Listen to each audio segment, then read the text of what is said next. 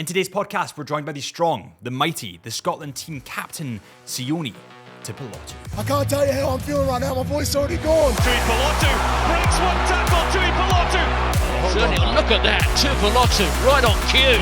Just running around the defenders and through them. I had a gut feeling that Scotland was the place for me, and I chose Scotland. Now Tuipulotu has made another break. This time releases Castiglione in space. He's got Paul Ball to inside him. Paul Ball line. What a try! There's the Six Nations coming up, the biggest tournament, and you've snapped it. Like, what was going on in your brain at that point? For the first 2-3 weeks, well, I've never been that dark in my career. Partly because I'd never been hurt like that. My headphones were on at training, and I wouldn't speak to anyone. Is that where the faith came into it? Being around my cousin, I got to see, the real power of faith, and not having to seek applause or gratification from anyone else other than God.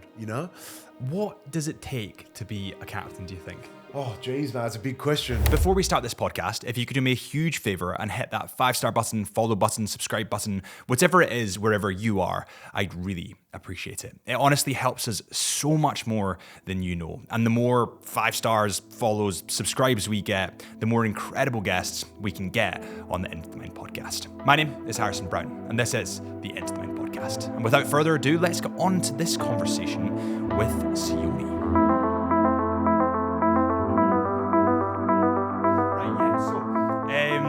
So much to talk about, mate. Yes, brother. So much to talk about. So I think that to start with, the one that I was thinking of, Six Nations. What happened? Mate. What happened? I've gotten over it now in terms of missing out on the tournament and everything, but when it all happened, I can't tell you. Like I'm at the point now where I sympathise with the boys that have had long-term injuries. My injury's only been 3-4 months and I'll be back, But there's lads that have been out for a year and sometimes just over a year, and I really sympathise with those lads and what they've had to go through, and just mentally, really. We're wired to want to compete every day, and when you're rehabbing, it takes that part of your life away, if you know what I mean. Is it mentally more taxing? I think way more mentally taxing, than the game. Than like when you're playing, because everything's very tedious. But also you also have no release, if you know what I mean. Like when you get to play, it's like going to the gym. You get a release. Exactly. On Saturdays, you get to go out and hit things, and that's your release, and then you reset after that. But rehab and stuff like that, you're kind of constantly working towards something a bit further in the distance rather than just Saturday. So that's all been a learning thing for me. And then watching all the Six Nations game as well, it was just hard, and but by the end of the tournament, I was real proud of the lads. Obviously a couple of the results didn't go our way, and it was a little bit more disappointing than what we had hoped for. But some of my best mates got an opportunity to play while I was hurt as well. So I was real proud of them as well. So it was bittersweet in that way. It was, And what happened? With pectoral, am I right in saying it's pectoral muscle? Yeah. You just tore it. Do you have any inclination as to what went wrong? Genuine, mate. I've been through every scenario. Did I turn the kettle on wrong that morning, or just an action? Did I sleep on it weird that night? I never thought my first major injury 10 years into my pro career would be a pec. If anything, the one thing that I'm good at in the gym is bench, So maybe I've just done it too much, where it's just it was exhausted. I can't put my finger on it, mate, but it was all a massive shock. I knew I had done it straight away as well. Did you feel a snap? I felt it straight away. It was like doof, doof, and I was just like, geez, that's not good. And then I'd gone inside, and you're very delusional, I was looking, there was a hole in my armpit, like a hole, and I was like, no, it just must be cramping. So I was all very rushed, and I rushed away from the physio room, and I drove home with my boots on, because I was in a daze almost, and I didn't want it to be true. And then I got home, and I was doing push-ups, and I was going, oh no, I'm fine. I was trying to convince myself I was all good, but deep down, when you're hurt, you know, and so that all happened, and I'm on the home stretch now of returning. So that's all in the past now. And if anything, I feel like well, obviously I haven't played yet and I won't know, but I feel like it's probably given me another layer, Yeah. you know what I mean, of my game, and because now it's made me like desperate to Yeah. play, you know, like You're like rearing to go again. yeah, and like when you're in a long season as well with Glasgow and for Scotland and everything like that, sometimes your body's tired and things like that. I've had 3 months where I've just been working on my body, you know, and I'm so starving now to perform and play to what I know I can play at, that like maybe this has elevated my game. That's the way I look at it, you know, rather than taken away from it, you know. So it's been a learning curve for me, definitely, just with the whole rehab journey. But I'm on the home stretch now and my mindset's very different. Good. Well, I'm glad to hear that. But like in terms of, so when that happened, you've messed up your arm or your like pec. There's like a hole in your arm. You know that the Six Nations is what, a week later? A week later, yeah. Jesus. The funny thing is I was on a double rest week heading into the first game of the Six Nations because like Franco had given me a week off of that week against Harlequins, and then the following week I wasn't going to play against Connacht because they were going to rest me for the Six Nations. Yeah. So I had 2 weeks to rest effectively before the first game, and I did it at training, which is crazy. I can't even believe it, but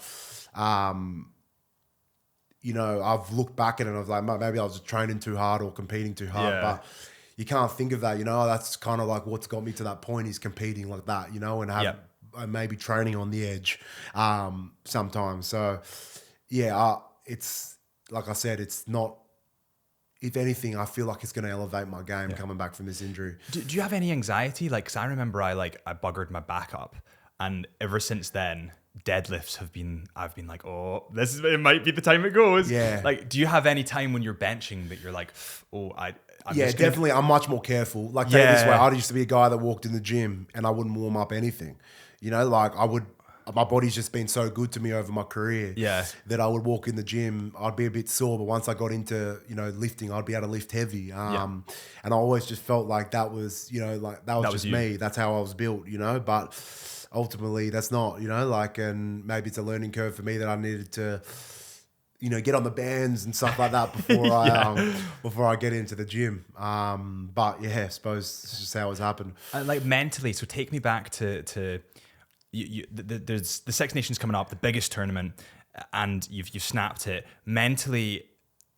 Like, because a lot of athletes do this when there's a couple of things that happen. Either they get injured, they actually win, or they can't compete for some reason, personal reasons, and everything they've worked for, like for the last like 2 years, is stripped like that. Yeah. From like circumstances they can't really control. Yeah. And that can fuck with your head. Yeah. Like, what was going on in your brain at that point? Yeah, it did with mine, to be completely honest and vulnerable. For the first 2-3 weeks, I've never been that dark in my career, partly because I'd never been hurt like that in terms of injury. But that's why I say I sympathise with those lads that have been out for a year. And, you know, even my little brother's done 2 ACLs before the time he's 20. Both of them? No, same knee, but he's done 2 ACLs, you know, 2 ACL surgeries before the age of 20. So these things are not easy to come back from, especially, you know, the long-term ones. So it was really hard for me mentally. And I think the one thing that I found probably the hardest is when you're playing footy week in, week out, you're always around the boys, if you know what I mean? Like, whether you're on the road to go play, for example, in the Six Nations, you stay in the same hotel as these boys for 8 weeks, you know? And I think one of the parts in rehab or long-term rehab that people underestimate is like the loneliness of it. Yeah.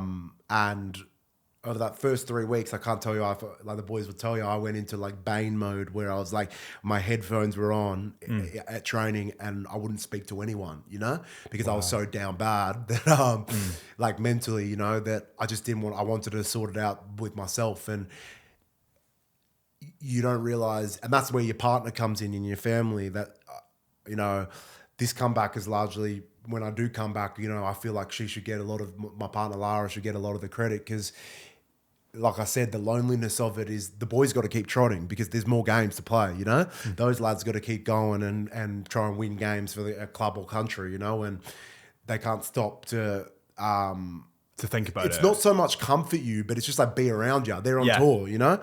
And that's where your missus comes in, or for me, my son come in and my family came in. And that's why mentally I feel like I'm almost rebuilt, is that like, I've confided in them now probably more than I did pre-injury, you know, and and they're the ones that help you get back on your feet, you know, mentally. And they're the ones that push you on when things aren't going right. Because, you know, I would say probably the start of that year, that first 6 months of this season was probably the best of my career. And you're flying, you feel like everything's on the front foot. But, you know, maybe this is the way I look at it, is that maybe I needed to give a little bit more attention to other things in my life. And, you know, I believe in God, and I have a strong faith that sometimes these things happen in my life so I can, maybe a few things are off, you know, he's telling me things. It's like a reset almost. It's like a reset, exactly. Right. And I've tried to use that time, you know, as best as I can, I suppose, to use that time, you know, to be more present as a father, be more present as a partner and stuff like that. And yeah, I've really enjoyed it, to be honest. And it's given me peace as well. It's just being around my partner and my child. What do they mean to you, your partner and your child? Oh, genuine. Everything. Genuine. I know everyone says that, but, you know, before I had my son, there's a lot of things that my father taught me when I was young, or my mother taught me that don't really make sense yet, and you go against all those things, and they tell you that all the way through you growing up. You're like, you don't understand now, but you'll understand later. And I think having my son at the time that I did was at the perfect time of my career, because there's a lot of stuff I didn't understand, and I was just I would say I was a rugby player before I was, you know, a family man. And now those things are opposite for me, and I'm a family man first, you know, before I'm a rugby player, before I'm a Scotland player, before I'm a Glasgow player, before all of that, I'm a father and a partner. And yeah, I think this period has taught me that, you know, that's the most important thing in my life, and I have to prioritize those two things more than anything, you know. And yeah, and like you say, I've learned that when all the chips are down, the boys have to, you know, like, you don't have... Your support system is your family almost. Exactly. Yeah, my support system is my family, you know. Yeah. And of course, my best mates, they're always there. My family, my teammates, they're always going to be there. But your real support system when all the chips are down is your family. You know, they're the ones that are always going to be there for you, whether you're going well or whether you're not going well. So I think that's really important for all athletes to know, because we get put in this such a hot, you know what I mean? Like, everyone looks at us like, you know, our life's unreal, and people look up to us, and you inspire so many young kids and everything like that, that you can't forget what's, you know what I mean? What's like, important. What's important almost, yeah. Well, people almost get too trapped in the kind of... It's like the Conor McGregor thing. Yeah. He got so sucked into, like, I am the notorious, that all of a sudden he starts doing things that are against...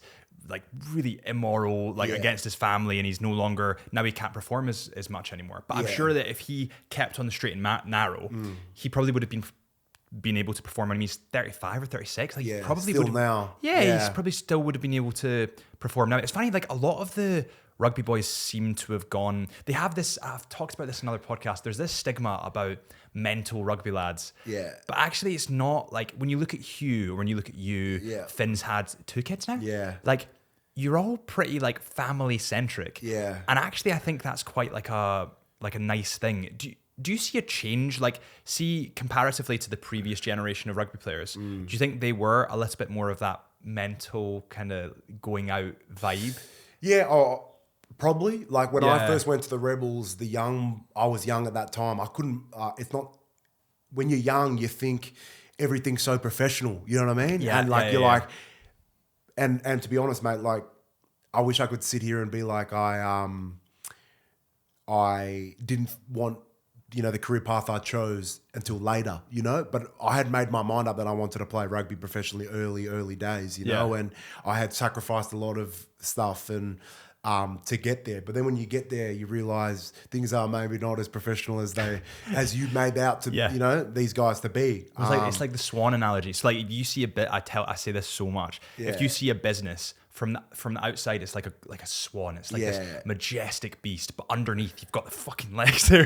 Going crazy. That's kind of what it's like, I think. Yeah, a little bit. And I think now though, it is changing a little bit, probably. They're still wild boys and stuff like that. And I've been wild in my career, you know. And there's a time and place for everything. But I think now, I also look back at my career as well, is that when I was at the Rebels, I also had like there were a lot of family men as well. And I always found, the one thing that I found so interesting is like, in rugby circles, it's always the thing of like the lads, you know what I mean? Like who can drink the most, or drink out your shoe. You know what I mean? Or like do the most, I don't know, masculine thing. But the one thing that I did find is like all those guys got the applause in the short temporary time, right? Like maybe on that day.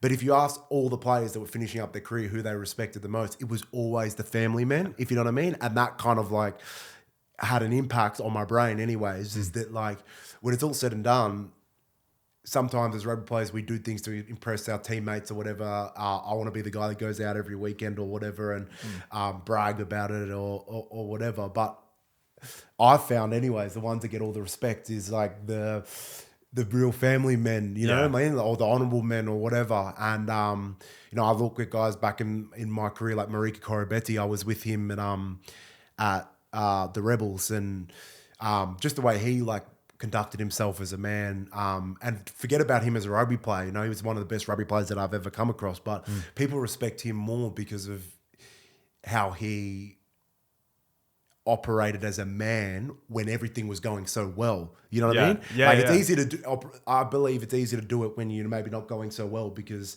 but when you're getting everything, you know what I mean, at the top of your game, endorsements, you got money, all these things, you know, and then you still hold yourself accountable, you know, to be a good person. It's not letting your ego get away with you. Exactly. And I always found like if you go, all the boys that played with Marika during that time, they always say that about him. He gets the respect, you know, for being a good family man. I think that's what I want to strive to be, you know. That's just kind of how I look at it now, as being a rugby player and a family man at the same time. You mentioned there that there was a lot that you sacrificed when you were kind of younger. And I was looking into your younger career. It was like Australia, then it was Japan, then it was Scotland. The three most polar opposite places you could get, like literally. So talk me through the kind of early career into Japan, and then how did the Scotland thing come about?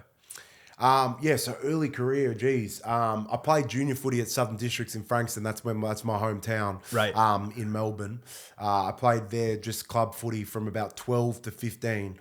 And then basically I got a scholarship to St. Kevin's, which is a private school in town. Okay. Which is actually by public transport is how I was getting to school. It's about an hour and a half one way.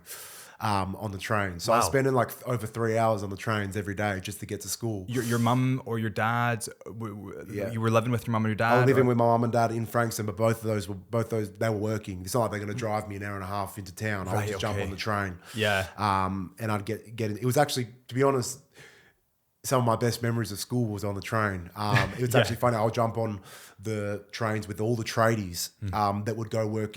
So they'd all be getting on with their high visors and their, you know, eskies with their lunch because they'd be working in town. So we'd be get on the same train at 5:30 or 6 a.m. to go to school. I was going to school, but I got to know all the tradies, and they got to know me because our blazer was real fancy. It's like candy cane stripe blazer. So like I got to know a couple of the tradies. We would yarn on the train. I'd see them in the morning, and then you know they'd wish me a good day at school, tell me to stay in school and everything. And it was just. I've said it a lot, but going to that school in a lot of ways saved my life. I think I was getting into a lot of trouble before I went to that school, just in my hometown, and going to school around there. I was being influenced, you know, to go into different directions, and probably directions that would have hurt my future. You know what I mean? And then when I got the scholarship to St. Kevin's, you're on the trains for so long trying to get to school. There's no time to spare, you know, like I was coming home and sleeping, you know, because after training, you finish training at 6 p.m. You're on the trains back home. You're not getting back home till 8. And you got to wake up and do it again at 5:30 the next morning. There's no time to muck around. So it saved my life in a lot of ways because it made me busy. And then I got, you know, I would say my first 2 years of that school were like teething years. Like I didn't see, none of the kids were like me there, you know, or at least in my head, you know. Well, do you really think they didn't like you, or do you think that I said none of them were like me. Okay. like I just didn't see myself in any of those kids there. Well, none of those kids were from Frankston to start with. Okay. And like I had a chip on my shoulder basically. Yeah. And yeah, I was still getting in trouble at school. There were times where this St. Kevin's wanted to get rid of me, and the part that saved me was I had a couple of really good teachers that Pulled you out of it. pulled me out of it, but also gave me like mentorship, you know, like Yeah. and one of them's name's Bob Windle, who actually went to Merkinston here in Scotland, which is crazy. Yeah, and yeah, he kind of took me under his wing, and he was the first 15 coach, and he was my tutor at school, and his influence over me was massive. He got me competitive with my academics, which is something that I never was. I was always good at school, but I never tried, you know, and So you were naturally quite talented. Like you were naturally smart. But I was you just naturally didn't... smart, I would say, but I never cared about school. Right, You okay, know? okay. And I would show up and do well on tests when I needed to do well on tests, you know? Yeah. But he got me real competitive with school, and he basically, I think in my mind, like, I know this is extreme, but it's the way that I think that he really raised me through those years. Is like, have you heard the story about Cus D'Amato and Mike Tyson? Yeah. And how Cus, it was more of a mental warfare on Mike Tyson to make him believe that he was someone. He hypnotized them. Exactly, pretty much. almost hypnotizing Yeah. them, you know, by like constantly telling them every day that you're Yeah. good, you're good, you're talented, blah, blah, blah. And it slowly turns your mind to believing it, you know? And I would say, obviously it's not as extreme as Mike Tyson, the baddest man ever, but the way he would talk to me every day made me believe that I could be someone, you know? Like I could, in my academics or in my rugby especially. And he got me competitive with school. He started like, I was always competitive in sport because I was very good at it, you know what I mean? But putting time into school and stuff like that, he made it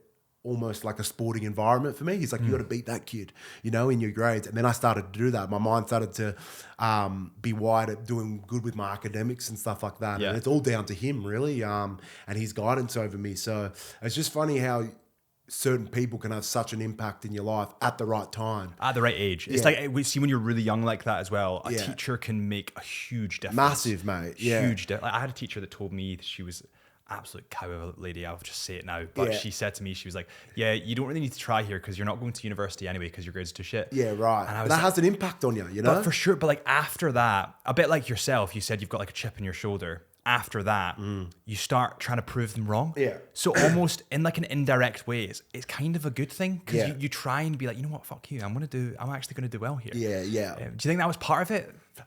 Yes, but I think more the encouragement to do it. If you know what I mean, It was. Do you want more coffee, by the way? No, I'm good, thanks, mate.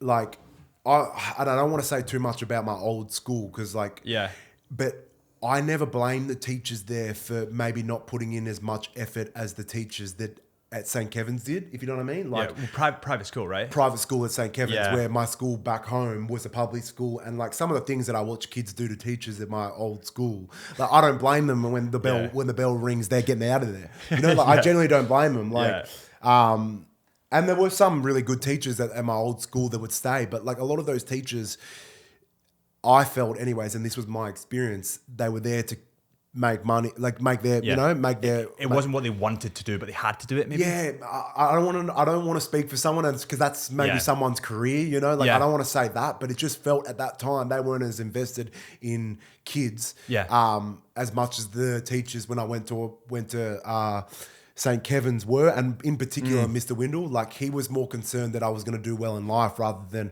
I was going to behave in the classroom, you know. More like long-term view almost. Exactly. And like if you look at the hours that like Mr. Windle would obviously do a normal day of school, but then he would teach me rugby after school, and then some days after that stay and help me with my homework or my studies, which is like all the way up to like 7:30, 8 p.m. He's getting home at 8:30, 9 p.m, you know? Which I'm not too sure how they get paid, but I'm assuming he's not getting paid over, no way. You know what I mean? Like that's incredible. And he's doing that out of the goodness of his heart, you know, to make sure that I do well, you know. So it's more that I think that sense of someone caring made me focus because I didn't want to let him down, if you know what I mean. Like And yeah, I always just say that it's just the timing of his influence on my life is just massive, you know? Have you met him since then? I still talk to him pretty much daily, weekly. Do you? Yeah. Wow. Yeah, he's like I said, he's been my mentor throughout my life. And Yeah. I've always tell him when I come up to contract situations, I always bell him and ask for his advice and stuff like that. And yeah, he's been in my life since what now? I was 14 years old. He's been in my life ever since. It's 12 years almost, or 14 years now of friendship, you know? Yeah. That is incredible, though. That is what teaching should be. Yeah, It should be definitely. those lifelong, relationships. Yeah, you really. want to see the kids that you're teaching go on, you know? do amazing work. Yeah, exactly. So yeah, I'm so thankful for his influence on my life. And did you, after that, so you had that influence, when did it come to be that you went to Japan? Yeah, so basically I did 4 years at the Rebels. Right. The first 2 years of the Rebels were a dream come true. It's my hometown club. I became the first Melbourne kid ever to play for the club.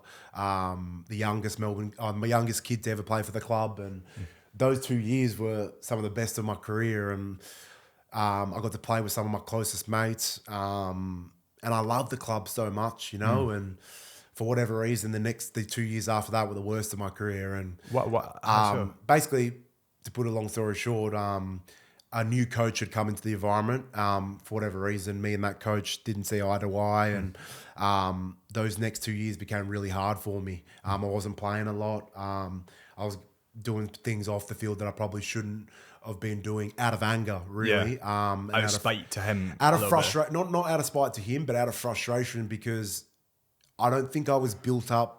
I don't think I was ready or mature enough at that point for someone to tell me I wasn't good enough. Yeah. You know, and I went the other way, you know, like instead of maybe putting my head down and Working on what it wasn't so much, but I had felt that I'd done everything to show this guy that I was good enough, but there was a bridge there, you know what I mean, that we couldn't close. And yeah, like I said, over that next 2 years, I was doing stuff that I wasn't supposed to be doing off the field. I was drinking heaps. I was, just not doing the stuff that got me there, you know? And like I said, I was a really disciplined kid in terms of my training and everything like that. And I think I lost myself in that next 2 years in the love for rugby. And that's where Japan came in. I got an opportunity to go over and play for Yamaha, which is in Shizuoka, which is about an hour south of Tokyo on the Shinkansen, on the bullet train. Wow.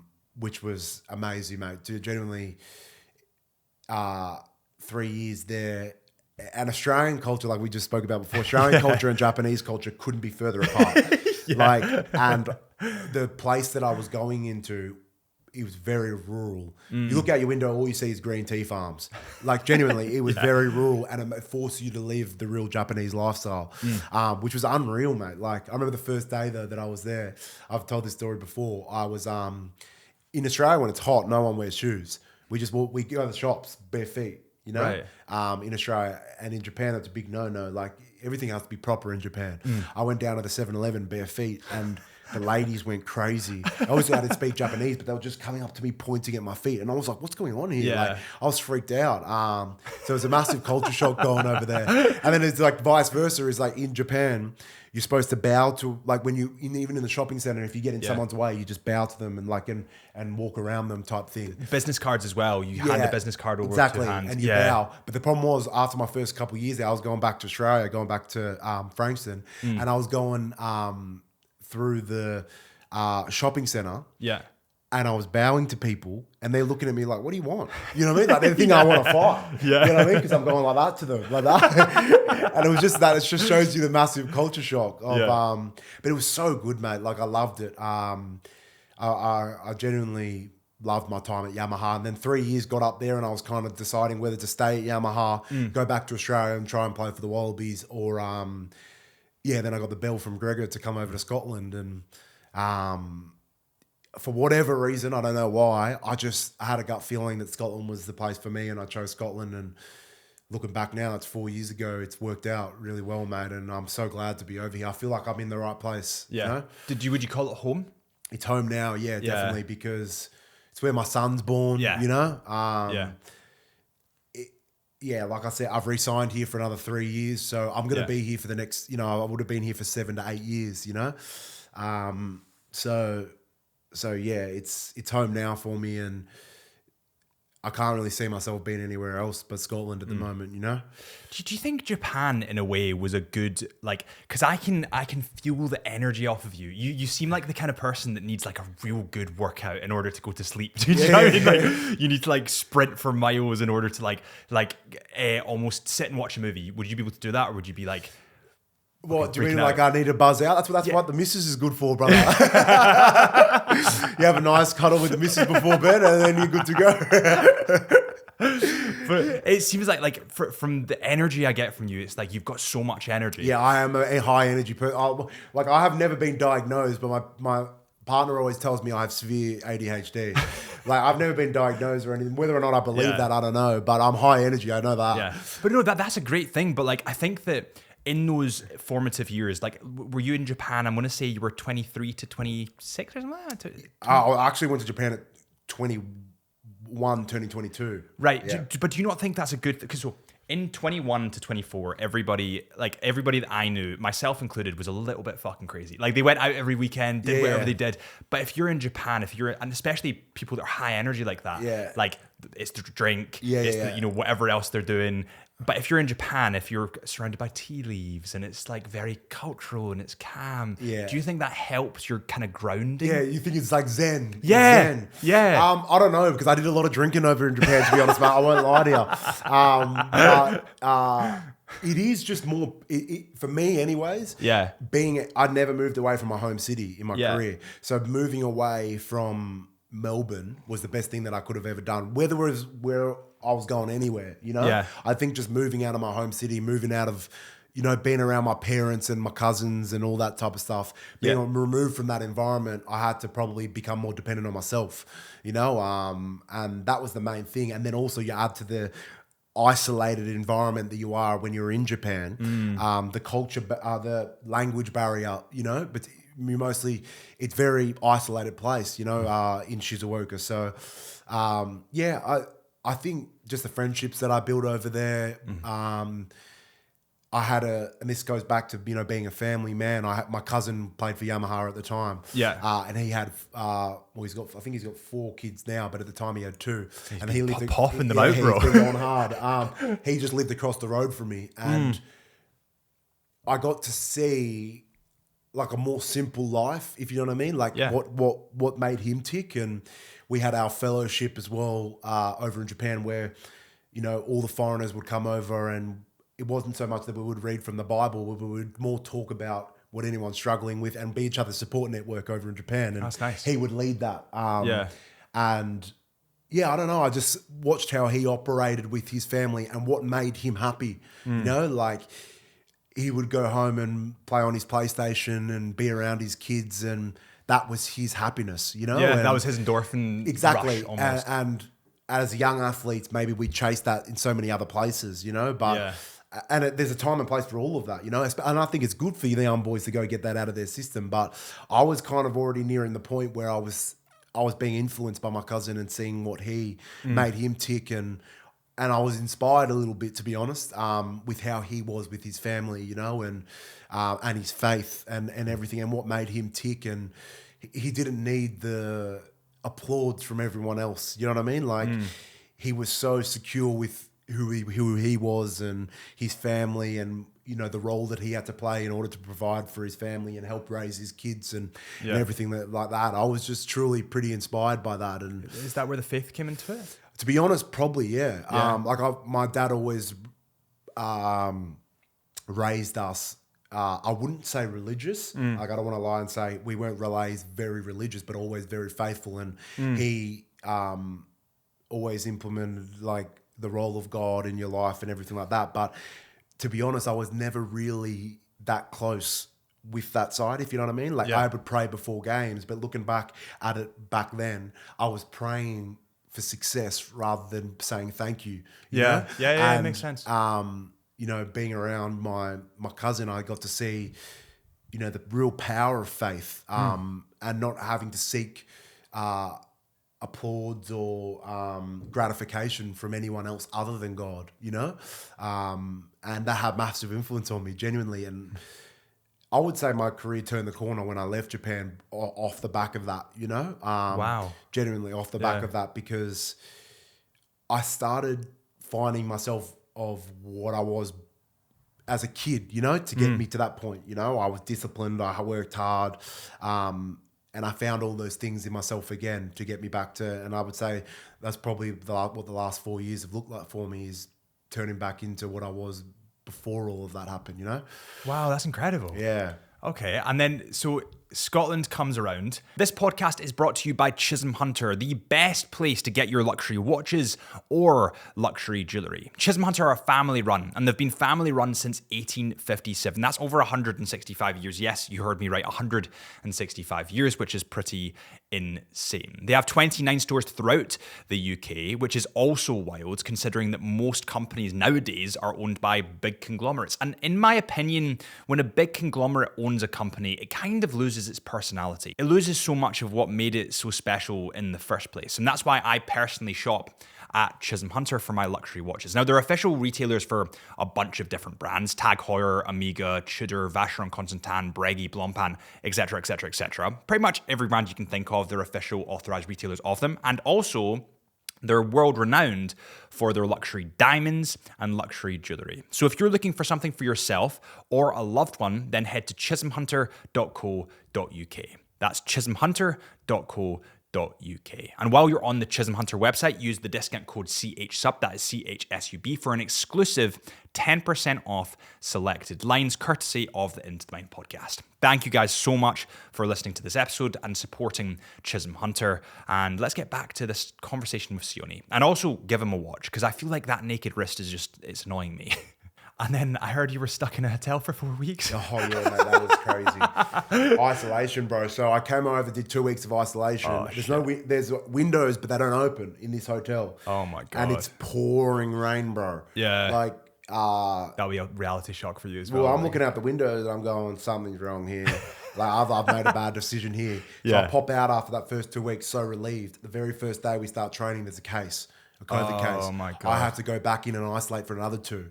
Jesus. So it's proper Christ. Shutter Island in Yeah. this hotel. It felt like I was doing time. Did you just have like a PlayStation and a TV? I had no PlayStation, bro. It was tough times. I won't be able to say on this podcast what I was getting up to with that. You know what I mean? But it was lonely times. Oh geez, I was so happy when I got out of it. And then when we popped out of it, I got to meet all the lads because it was the end of the season. I got to have a couple beers and introduce myself and then so it was a rough start, but once I got out and I got to know all the lads, man, I already felt like it was the right place to be. It was worth it. Yeah, it was worth the pain. And who's the closest? Like, who's your closest pal on the rugby team?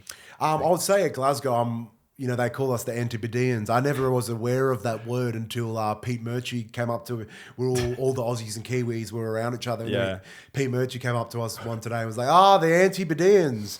And I had to go home and put it in Google what that was. But yeah, most of the Aussies and Kiwis, we do hang out with each other a lot, like guys like Tom Jordan, Josh Mackay, Jack Dempsey, Sam Talakai now, Sione Tuipulotu, who's at the club. They're my closest mates. But I'm also like real close with a lot of the Kyle Stain, George Horn, those lads that I've played with now for the last 4 years. I'm real close with, and I think when you go into the Scotland environment, it's good because you hang out with the Glasgow boys all year and you get to freshen up a little bit when you go, because you get to get to Scotland because you get to hang out with Finn, who's at Bath, or Dewey and my brother who's at Edinburgh. So most of the lads I'm real close with, to be honest. Yeah, I saw a really sort of heartwarming video of you and your gran. Yeah.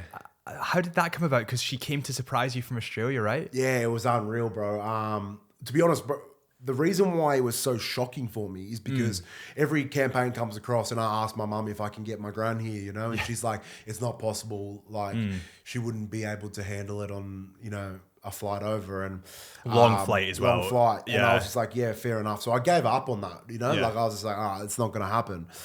So when I walked into that room and I saw her, bro, like, and also for me as well, I'd been away from the 3 years in Japan and also the 4 years here. That's 7 years away from home. She looked exactly the same to me, and like that's what made it so like nostalgic almost, is that it felt like I was a kid walking into my grandma's house before, And when I saw her, she just looked she looked when I was a kid, 7 years ago. So it was such a special time. And for her to, I suppose at that age, and I don't want to offend people that are a little bit older, but life becomes a little bit less interesting than what you were when you were 18, 19, 20. Yeah, you can't do as much. Yeah, you can't do as much, You're not as active, but to have such a big moment in her life at that age, I was just so stoked for her, and I'd watch her, go through her hardships in her life, and to see her have that such a crowning moment. Like, she handed over the cup to me, and that's usually what Princess Anne does. Yeah. So like I just, to more so for her than me, I was so happy for her to have that moment, and she loved it. She loved the attention, and she loved being the greenie granny, and she'd walk around and get noticed. It was so hilarious. I was stoked for her, man. Yeah.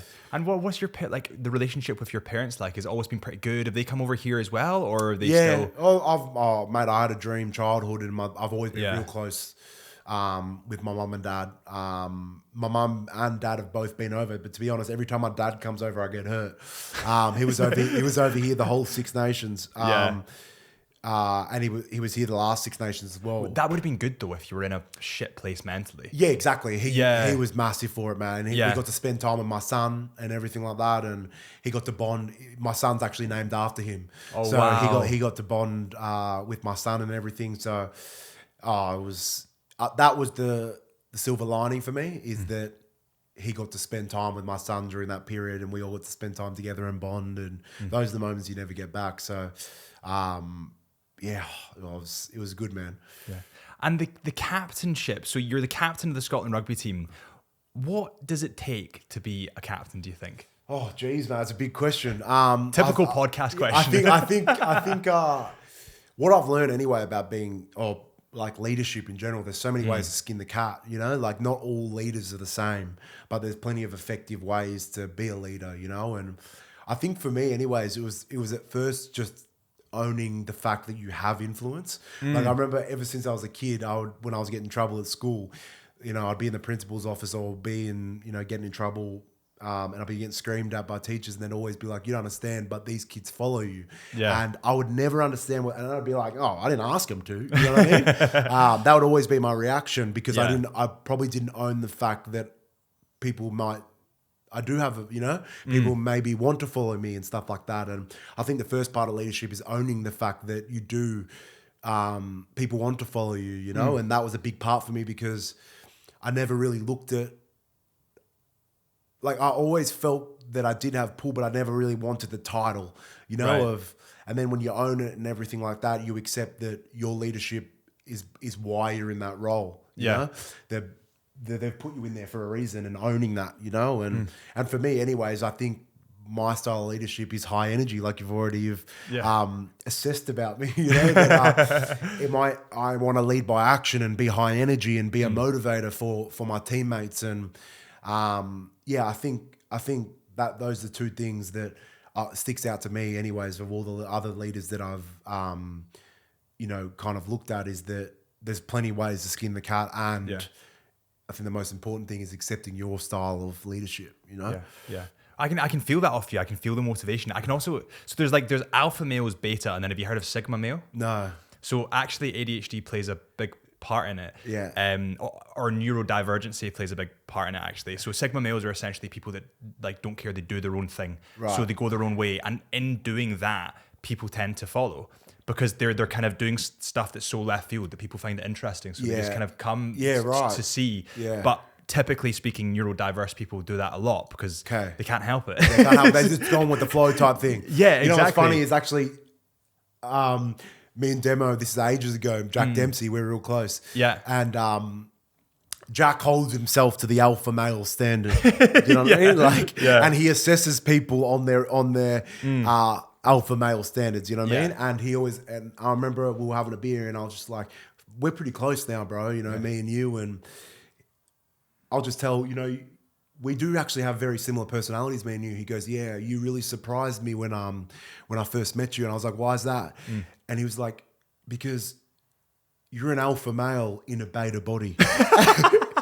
And I was like, I don't even know if that's a compliment, bro.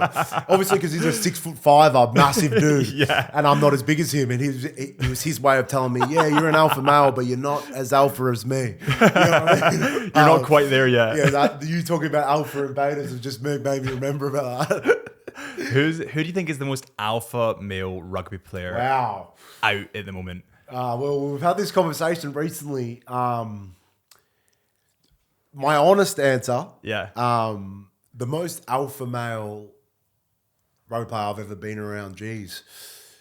Demo would be up there, but I think it's also because he's also a very peculiar man. You know what I mean? Like very detailed. No, there's mystery around Demo, you know what I Right. mean? Because he doesn't speak to anyone. He comes into training and some days he'll say 2 words for the whole day. And that adds to his mystery, you know what I mean? But I play with Amanaki Mafi. You won't know him. He's a Tongan fella. Right. He also in Japan. Yeah, look, I won't get into it, like the yarns and stuff about him, but he's the biggest alpha I've ever played with, definitely. Yeah. What a scary motherfucker.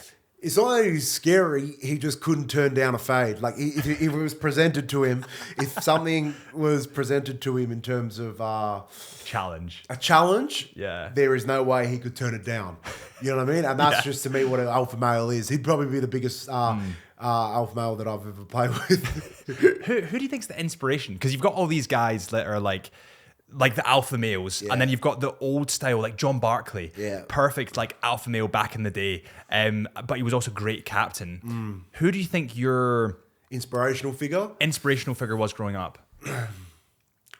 It's a good question. This is going to be kind of weird, but this is where our motivation came from, me and my brothers. Me and my brothers, when we were younger, we used to watch all the all accesses for Floyd Mayweather. Okay. And so basically they still do them now, but they're not as good. Showtime used to do this thing where they used to follow the boxer 24/7. And they used to follow him for the 7 days leading up to the fight. And Floyd's so outspoken, and which is why we gravitated to Floyd. You know, we loved, so anytime we would watch the tapes over and over again, like when he fought Mosley or when he fought De La Hoya or when he fought Maidana, and there's this 3-episode series, but the way he would speak about his craft or like the thing that he was good at was so inspirational to us, you know, like how dedicated he was to his sport. And, you know, you're speaking about the Conor McGregor thing. There's a famous saying in boxing is that it's hard to go run the miles when you wake up in silk sheets. Oh, that's exactly it. And that's what made Floyd so different for us anyways is that for some reason mentally, he never lost the drive. Like he was most paid athlete for it was like 5 years or something like that. years on years. So Yeah. top of the Forbes list, right? Yeah. Most paid athlete. He's making more money than anyone. He was undefeated. No one could beat him. But he never lost and all the yarns that would come up out about him about how he would run home from nightclubs because he doesn't drink or smoke. He would run home from nightclubs in his jeans, just getting miles in. You know what I mean? The chafe that you must have got would be terrible. Think about it, bro. And like his weird working out hours, you know, like he would go work out.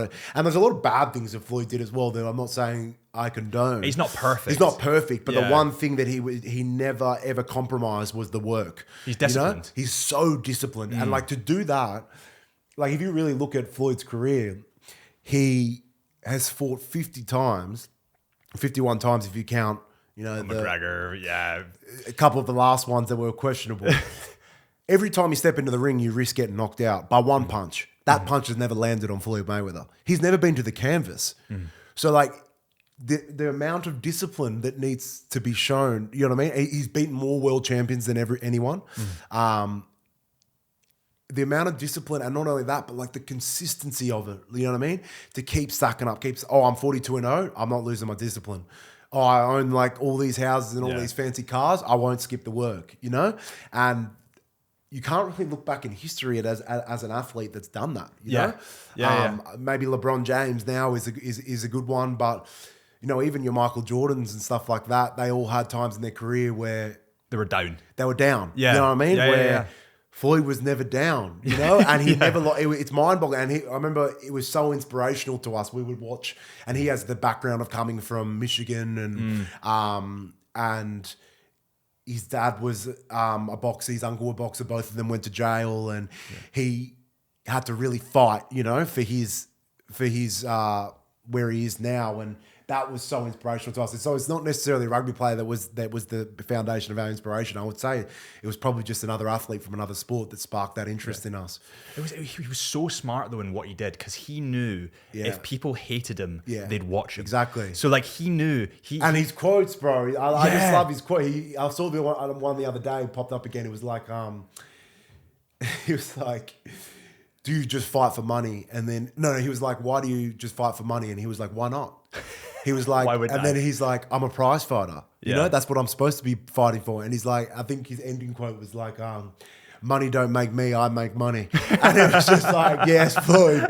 You know what I mean? It's just entertaining. Like there's no, and in rugby, there's not really a personality like that, because obviously individual sport and stuff like that. Yeah. And he's so outlandish and everything, but he was so smart with, he didn't care he adopted the villain role. Yeah. You know? Yeah. And that's hard not to let that get to you. Oh, well, Every stadium you go to, there's 60,000 people hovering to see you lose. Yeah.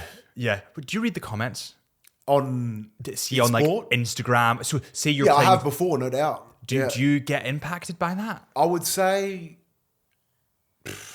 that's a hard question. I would say for me, I don't, because sometimes I laugh at like things people say because they're not inside the building, but maybe subconsciously you'd have to admit as an athlete, something's got to you. You know what I mean? Like you've had a bad game and people are riding you or whatever, or something's happened in the game that people aren't happy about. But I think that comes back to having that foundation of being a family man, is that like, and a man of faith, is that I'm not judged by people I don't know, you know, like I'm judged by God and my family, you know? Yeah, and you're not looking for external validation. I don't need your internal. gratification, Yeah. That's quite a good thing, because I find that a lot of people that are driven in the wrong way, they're just driven towards money, and they don't have that support group. They need external validation. Yeah, exactly. So like, because they can't get it elsewhere. So they do read the comments, and then at one point, like everyone will love you one game, and then you by accident drop a ball, and everyone's gonna fucking hate you the next game.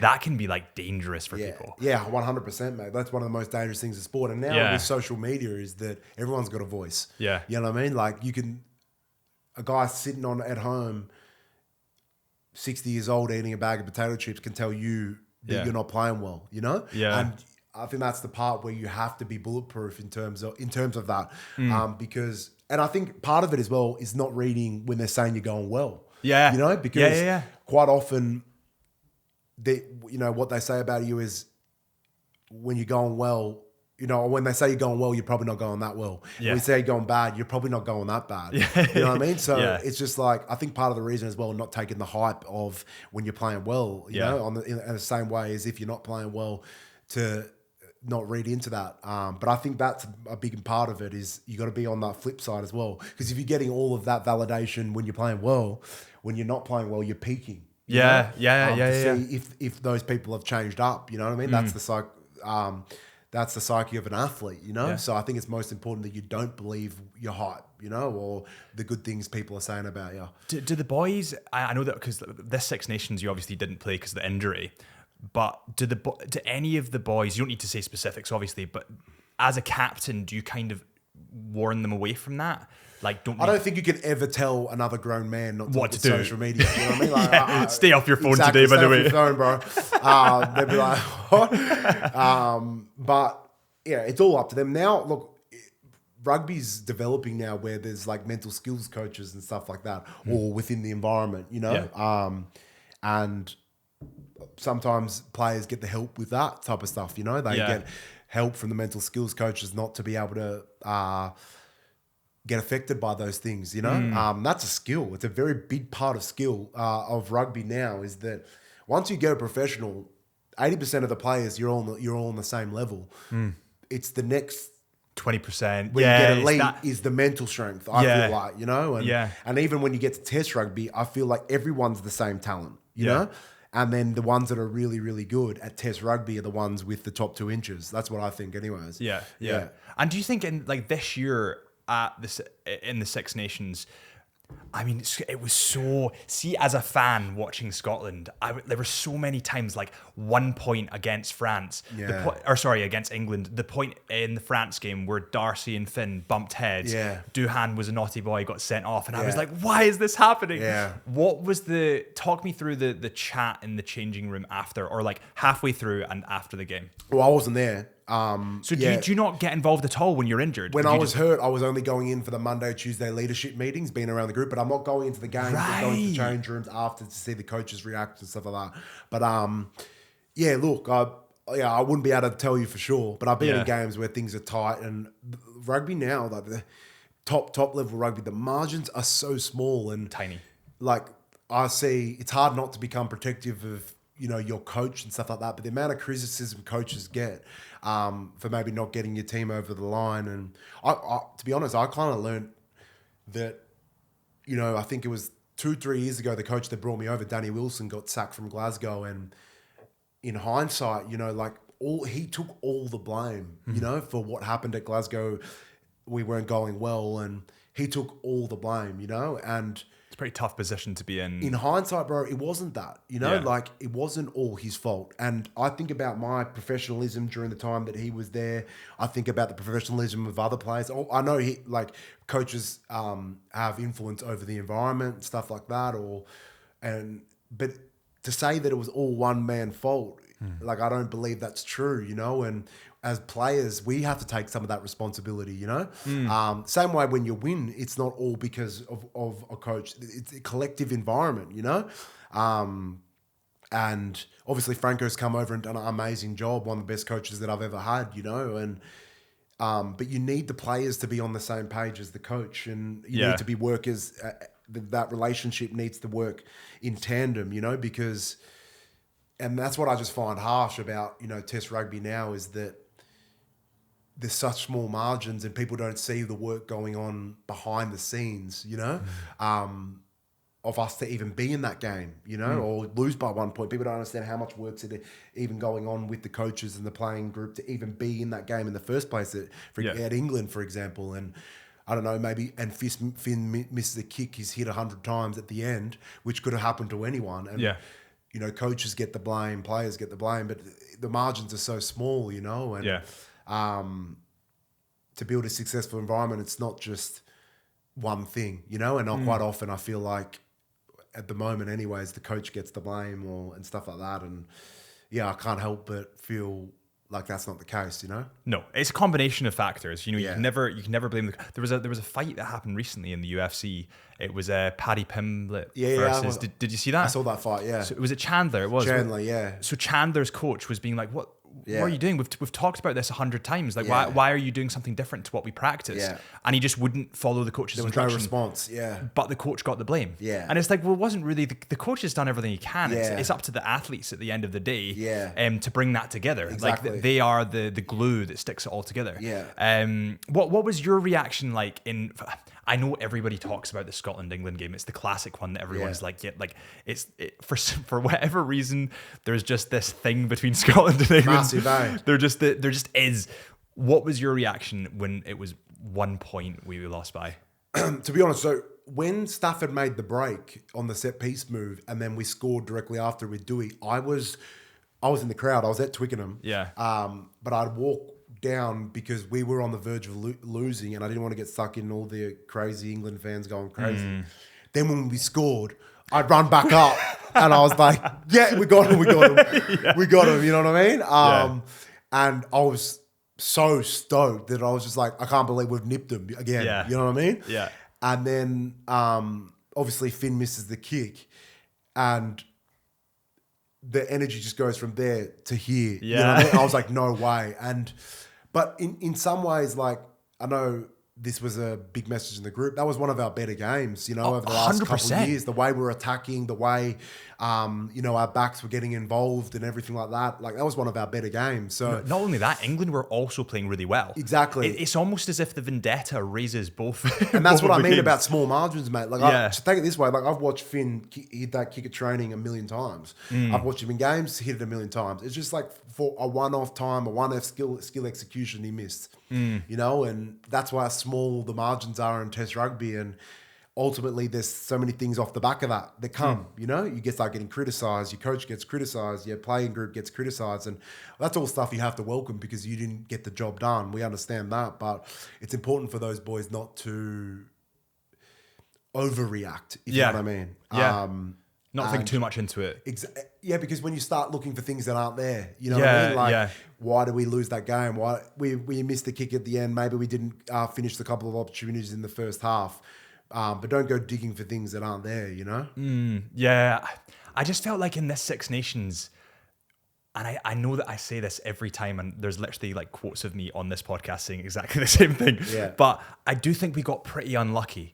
Like, and I know that you're not going to like to hear that because as the captain, you're going to be like, well, I think we didn't work hard enough. We could have done better here.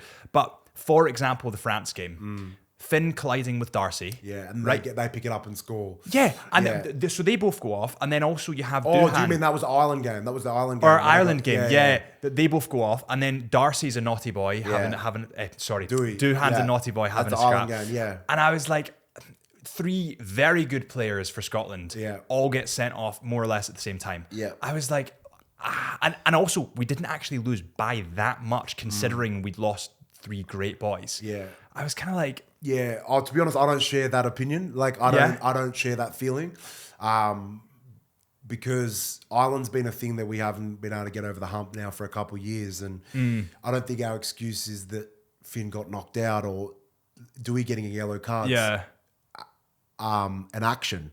That's not an unlucky thing, you know. And Dewey will tell you that, you know, that's an action of him doing something bad and then he gets sent off. You know, these are all things I think you got to own, you know, and. I don't think that's a good example of us being unlucky, to be honest. I think in the Ireland game we were outplayed a little bit. The boys will probably be the first to admit that, you know, and but I think in other games, like for example the England game the year before when we played France, and the ref called it no try on full time when we could see it on the line. By the way, those things are hard to take. I get it, but you know, I think. One thing that I've noticed as well, I don't think we should develop like a defeatist mentality, if you know what I mean. Like, where we always feel so hard done by that we didn't get there. Do you know what I mean? Like that. I think that's like, in my opinion, a little bit weak. You know what I mean? Like we start looking for things of how unlucky we were rather than things that we could have controlled to win. You know? And it's always the thing of like, if you kind of look at all professional sports. Like, for example, the Chiefs at the moment in the NFL, everyone complains about how biased the refs are for the Chiefs. You know what I mean? Because they've been the best team in the NFL for the past 4 or 5 years. That happens in every sport, you know? Like the successful team get the biased call, like whatever, you know, you get the 50-50 calls or whatever. That happens in every sport. But at some point, that best team took it off someone else. Yeah. Do you know what I mean? They took off the what do they call it? They call it a winning privilege off someone else. Do you know what I mean? Like the good team privilege off someone else. So ultimately, we have to try and take that off. You know what I mean? Like we always feel like they were so hard done by the refs and all of that. But to become the team that gets maybe the 50-50 calls because you're the better team. You're the better team. You have to take it, you know what I mean, off someone, which is ultimately like what the good teams have done to be able to, you know, those teams haven't been the best teams for the past 30 years. Yeah. But they've taken that privilege off another team. And that happens in every sport, you know. We can't think of that our cop-out, you know, that we get hard done by the refs. So I've never really thought like that or shared that. And it's hard to take that, it's hard to swallow that pill because I'm involved in these games against France where I can see the ball on the line and they don't give it. Then it becomes hard because you're so invested on the field. You've given so much yourself that I found myself blaming the ref after that game. You know, I found myself going in my room going, we'll run that game with that ref, you know? Yeah. But if you really look back on the game, there were things that you could have controlled way before that. Exactly. You know? But everyone hops onto that one thing because it was such a pivotal moment. But I remember that ball went down. Oh, man, I was right next to it. I told the ref, you see it? I was like, it's there. You know what I mean? Like, I was right there. I was pointing. I could see the ball, and I felt it so good here, you know. But we didn't get the try. You know? And it hurt. It hurt real bad because. Did you talk to the ref after that? To be honest, I remember feeling I was on the far touchline because at the time I wasn't captain. Finn was captain. Right. Okay. And I was just I could feel they were about to not award this. Like I could just feel it, you know. Like, and I was like, they're not going to give it. They were looking at it for so long, and usually when they look at something for so long, they don't give it. No. Yeah. So I just felt, and I was on the touchline, and as soon as I saw it go up, no try, I just walked straight to the bench. The game was over anyway. I just couldn't believe it. But like I said, that wasn't the one reason why we lost. You know, there was plenty of other times in that game you really look back and break it down that we could have done better in and won the game. And I think that's an important mentality to have in top level sport. Yeah. You know what's been an incredible thing to see recently is you and Hugh Jones. It has been unreal. Like seeing all your like tries from Glasgow and actually like seeing the stuff you practice come into effect. Like there's something that you guys always do, which is like you'll grubber it and he'll manage to sneak round and score the try. You've done it like 3 times now. Yeah. And you guys are such a good double act. Are you close? Yeah, we're very close off the field. I would say it's a weird one because I always get into Shug because he went to Millfield. You know Millfield, the big school in England, real posh school. Is that where his accent's from? Yeah. So right. And they wore suits to school and everything, and his personality is very sarcastic. If you've met Shuggy, like I would say in that way we're like real different, but I think we get along so well because we egg each other on, if you know what I mean. His sarcasm, and then I get angry at his sarcasm and go personal, you know what I mean? And I think that's probably why we get along, is because we're very different in a lot of ways. And but on the rugby field, we mesh, and we've meshed so well from the minute we played, which is the thing that you have to be grateful for, is that from the first time we played together to now, our combination is so fluid.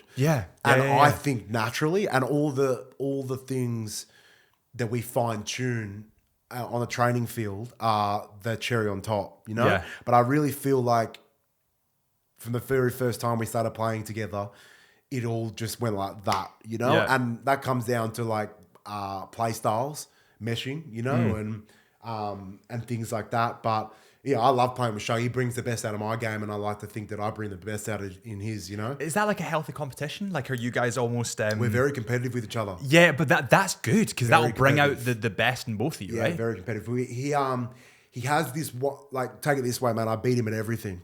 But he has this one thing over me, right? After we won the final over in Pretoria, we're doing the court session after. And have you ever heard of a goanna wrestle? No. So you tie 2 belts together, right? And you put your necks in it like that, and you get on your hands and knees like that, and you pull away from each other like a goanna. To strengthen your neck. Well, it's to see whose neck's the strongest, right? And in my career, I've never seen someone of Tongan heritage lose this battle. Okay. You know what I mean? So I'm talking shit before we go. I was like, this private school boy not going to do anything with me. I was talking that game as well. Yeah. And just a little side note, I do have a case of neuropraxia, which is nerve damage in my shoulder, which heavily influenced this battle. Like I won't make excuses because this is what we've just been speaking about. I won't make excuses. But anyways, we get into this goanna wrestle, and I start feeling a weird, abnormal bit of strength from Shug. And I'm just like, what's going on here? And I'm trying to play it off. I was like, wait, 1 minute. Something like this guy's actually strong. Anyways, he beats me at the goanna wrestle. And the next 3 days are hell on earth. And like, he's watching me in the gym for the next, couple of weeks when thing. He's like, yeah, bro, strengthen that neck up.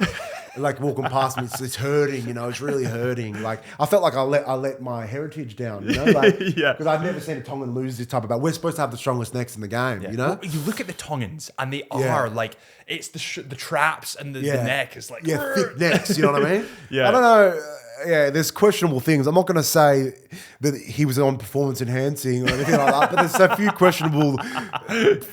questionable things that I don't know where that strength come from that day. Or it could be that I just played in the grand final and I gave it everything. Maybe Shug was reserving energy in that grand final, but we're very competitive against each other. Literally everything that we do, we try and be better at each other at. But that is what makes us a good combo, I think. We're competitors first, And did you ever before you do weights, do you ever do smelling salts? I've never done smelling salts, no. Do you want to try them? If you got one here, you sure these are a SADA passed here? We're not doing... So They're strong, smelling. So they're not illegal. This better not get funky in here, bro. They're not. No. Jeffrey Dahmer about to drug me on your podcast. No. Jamie Batty's taking them. Miss Scotland. All right, Jamie Batty taking him is not going to make me take him. Miss Scotland. They are quite strong. Like, just have a little whiff. But yeah, what's it going to do? Make me... Oh, you just like react. You just Okay, go like yeah, that. yeah. Chuck it over. Nothing bad. Yeah. I'm just refusing. No, I'm just kidding. So You do it first, bro. I'll do, if you want me to do it. Miss Scotland took him. Like, you have to. So Miss Scotland took him. So it's like, you'll be fine. So just put it to my thing? But like, be careful because it will like. Bro. It's not nice. Wow. What does that do to you? It's so wrestlers, weightlifters take them before they lift. It, like adrenaline. I'm buzzes getting you. dizzy, bro. I'm fading. The camera shut off. Yeah. Room starts getting dark. Yeah. Wait, I need to try them now that you've done. So yeah, Miss. So what? So do you do that before? And what does it make it more alert? Oh my god. Yeah. Oh my god. Yeah. So basically, they're really strong. These ones, to be fair. Oh, you should watch the Jamie Batty one because even he was like crying after them.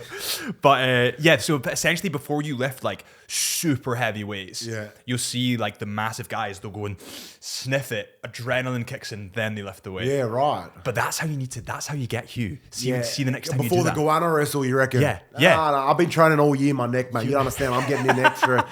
I'm at home, bro, doing the Mike Tyson rollouts. Oh my man. And if I get injured in rugby from it, so be it. I need to win the next Goanna wrestle. You know what I mean? I was going to say, so I asked a load of people on Instagram if they have any questions for you. Yeah. So do you want me to... Yeah, get through them. Yeah, let's Hopefully get through no one them. stitch me up. So there's nothing, but if there's anything bad, I will... All good. I'll go over it. So, what are your thoughts on the nickname, the Scottish Rhino? Boy, is that my nickname, is it? That's your nickname. I'll take that one. I've actually done these random. Last time I was in South Africa, we did a safari. Or when I went with the Rebels, Yeah. we got to dart a rhino, and like, Did you? Yeah, to look after it. You know what I mean? Like Like to move it. Yeah, like yeah, protect exactly. It. But yeah, when okay. so they just become woozy. Yeah. I couldn't believe how big this thing was, man. Like Yeah. I was walking it. It was to protect it. You know what I mean? Because you know Yeah, they get yeah, hunted yeah. for their horns and everything. So I'll take that. I've seen up close what the rhino is capable of. Yeah. I'll take that. Yeah. I think it's pretty good though, because I was looking at a typical before this. I was meant to be working and I was on TikTok, and because I'd searched your name, tons of you started coming up, Right. And it was something like the Scottish Rhino takes 3 guys, and it was like you going in between 3 guys. I thought maybe it was because my big schnoz that's the rhino horn. Mate, I've got a big schnoz. Right. Who is your... Okay, I'll change this slightly because the question's been asked slightly. Yeah. Who is your inspiration on the Scotland team? Wow. Okay. Inspiration on the Scotland team. Wow, it's a really good question. You know, I'll do an honest one. None of them. And it's not that he's an inspiration to me, but I'm more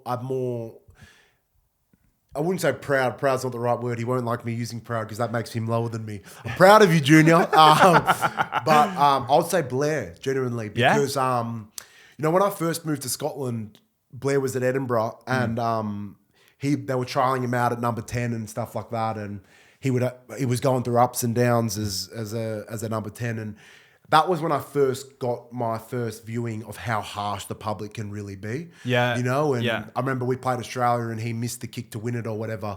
And the some of the things people were saying about him, you know, backlash. and I couldn't believe it. Like genuinely, I just couldn't believe. And to see him come out the other side, go to Toulouse, achieve everything that he's achieved, be one of the best fullbacks now in the world, best back 3. He won't like that I say back 3 because he's not a winger apparently. But yeah, to be one of the best in his position in the world now, to be on the other side, I think more I'm just like, you got to be strong mentally to come out the other side of that, you know, and he has. And I'm not saying I'm proud of him, but I'm just saying like, it is pretty cool to see like one of your good mates, you know, go on that path of maybe being one of the most highly criticised athletes in Scotland to then go on to Toulouse, and you watch a lot of those guys turn corner and start talking good about him, you know? And I think it shows how secure in himself and his own talent he is. And I think that, and after just talking about the social media stuff before, bro, I think that's a really good one to say. Is that Blair? Like it's awesome to see his journey now and playing Toulouse and playing so well. For sure, he's also. I've got a story about Blair. So when the podcast started, like maybe a year and a half ago, I messaged Blair out the blue on Instagram. Was like, this guy's never going to reply to me. I was like, he doesn't know me. I'm just a random. He drove down without knowing me, without meeting me, from Edinburgh to Glasgow to do episode 2 of the podcast. Right. The podcast had no guests at that point. What a good man. Yeah, and he did it. Honestly, one of the most brilliant, like funny guys I've been around. Hilarious, isn't he? Hilarious, bro. And like super respectful, super nice. He's a good bloke. He's a really good good guy. Really nice to have a drink with as well. Genuinely. Not that we drink as much anymore, but I'm just saying he's a good man to have a beer with. Is there any stories about him that you can tell me, or is it? It's not so much stories, but like he's high energy like me. I would say we're both like ADHD people. Like I'm not diagnosing him, but we get along so well when we're on that time, you know what I mean? Because we're like high energy, we want to have fun. It's not so much yarns about him, but he can dance, Blair. I don't know if he's told you have heard that. it. He said that he done his Achilles in, and then he went to Ibiza, and because he was in Ibiza dancing so much, he stretched his Achilles back up. So there is a funny story I actually have about him getting injured on the piss. It was just before the World Cup, and we had gone out for a couple of beers, me and him, and my partner's there, Lara, and we're not overly drunk, you know what I mean? Not something overly bad, but I look behind me and Blair's on the ground. And like we're on the line to get a beer, you know? Like and he's going, my knee. I was like, what is going on here? I was like, this is unbelievable. Like he just fell over. Like he just literally was leaning on a pole and he fell over. So then I pick him up, we go outside. Lara, my missus, is consoling him. Famous thing is that he's going out. This is just before we go to the World Cup. You know, my God. Like 2-3 weeks before we go into the World Cup. If he's hurt here, it's catastrophic. Yeah. So he's doing like A skips and stuff like that. You know what I mean? Like on the side of the road, Lara, he's crying. I'm sure he won't mind me saying this. He looked good. You know what I mean? He's crying. Lara's around him going, no, it's going to be okay and everything. Anyways, it all ends up being all right. He was overreacting as usual. But it was just a funny side that I had of turning around and seeing him on the ground and going, my knee! But I love Blair, good fella. He was telling me that Finn... Finn had a really bad accident with his head. I'm not sure if you remember this. Yeah. And then they went to, I think it was Magaluf or Ibiza, and all the boys were like, right, listen, everybody look after Finn because we can't have him hurting his head. He's really, I think he cracked his skull or something. And then the first thing he does is dive into the shallow end of the pool and then hits his head off and comes out and is like, oh, he's a mong, bro. It's alcohol will do funny things. Right. Best player in the world right now. Wow. Apart from yourself, of course. Best player in the world right now.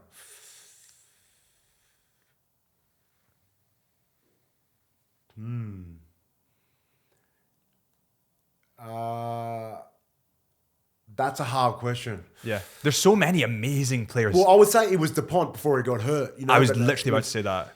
It probably still is DuPont. He's that freakish. I wouldn't be surprised if he's about to return in a week, you know. But look, as still he's the greatest to me, anyways. Martin Onu's still playing. He's over. He's just signed to Toulon as a medical joker, and in my opinion, he's the greatest player to play in my position, anyways. That's why I'll say he's the greatest. As an active player right now, I would say, it's tough, man. It's tough. Difficult. There's so many amazing players at the moment.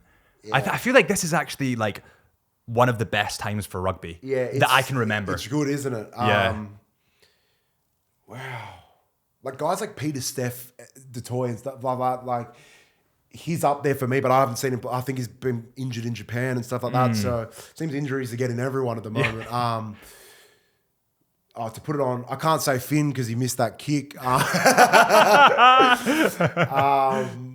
Well, right now, I'm gonna say Artie Salver with what he's doing at Moana and his leadership and everything like that. I'll say him anyways. But if not, if it wasn't for him, I'd probably say Dupont. Who do you think the scariest player is in terms of someone running at you that you're just like, oh, for Christ's sake, I don't want to tackle you? Wow. Ezebeth is what I think Blair said. Ezebeth. He's massive, yeah, bro. He's abnormally large, bro. Like in rugby, boys are big, but like that's like kind of weird. Big, Yeah. you know? It's like a different planet, bro. Yeah. In terms of like Tuisova's up there, he can run hard. You know, short, compact guy. I Dewey. You wouldn't Angry want Dewey. Dewey as well. I always say to Dewey though because his legs are so skinny. I'm chopping those things, you know what I mean? But he always says, come get them, come get them. Dewey be out there. Darcy's a nightmare as well, bro. Yeah. Because Darcy's so short and nippy. I'm so scared I'm going to high tackle him, if I get close to him, you know? Guys like, I'm much more like Cheslin, Darcy. Those guys are harder to tackle than for me than the big guys. Than the guys that come straight. Yeah. So I'd say Darcy or Cheslin or a guy like that, you know? Darcy, it's so incredible watching Darcy with the ball. He's special, eh? Mate, it's unreal. I remember talking to Darcy. I told you before this, like, it must have been 4 years ago. And he was just starting. He was 19 at this point or something like that. Or maybe he was 21, something like that. Because he's really young. Yeah. And he was just starting to break through. And seeing his development and seeing his, like, how... like just magic feet. Yeah. I love seeing it. I like as well. Like he's a Hoyt boy as well. Yeah, you know? Like the storyline about it, you know, like Yeah. he's like just a kid from the borders. And Yeah. he's got all this natural talent. It's sick, man. I'm really happy to see him doing well. You know, Yeah. I just hope he doesn't get injured. He seems to like quite a lot of the time. too he seems to twitchy get for his own good. Man. He's too powerful. Yeah, exactly. Okay. Most awkward place you've ever dropped a fart. That's crazy. That's crazy. Awkward, like an elevator. I'm not awkward like that. You know what I mean? Like I'm letting those rip in the elevator. Awkward, jeez. Podcast wouldn't even be that awkward. I don't like plane farts, bro. I don't like plane farts are pretty bad as it's well. It's just like I'm already uncomfortable up there, bro. Like it's just like, and like I'm already hot and sweaty. It's like someone farts up there, bro. Like, and you can't tell who it is. Exactly. But I start mean mugging everyone. I was like, okay, yeah, you want to fart, bro? Okay. You want to play that game? Yeah, I would say, and I have dropped one on a plane before. So that's the most awkward place. Okay. Okay, this is a good one. One player from an opposing side that you'd love on the Scotland team. Wow. Okay. That's quite an interesting one.